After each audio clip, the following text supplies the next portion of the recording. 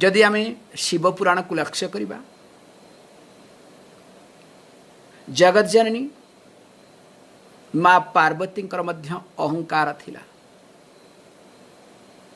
आम जाचे जेतबेले पार्वती सती भाव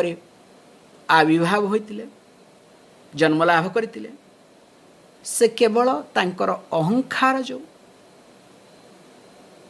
जे मु होछि जने राजकन्या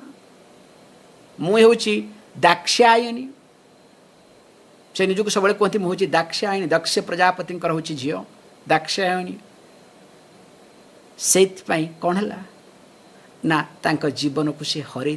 परे कौन है कौन नहीं आम समस्त को जना। सो शरीर सहित जेतेबेले आमर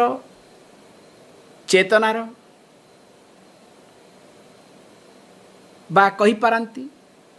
आत्मार जेतेबेले तादात्म्य भाव आसे से तादात्म्य भाव एकाकार तद जेतेबेले एकाकार भाव आसी थाए व्यवहार पाई अहंकार सृष्टि होता है किंतु अनेक समय रे आम अहंकार आमको ही असुविधा पकाई था।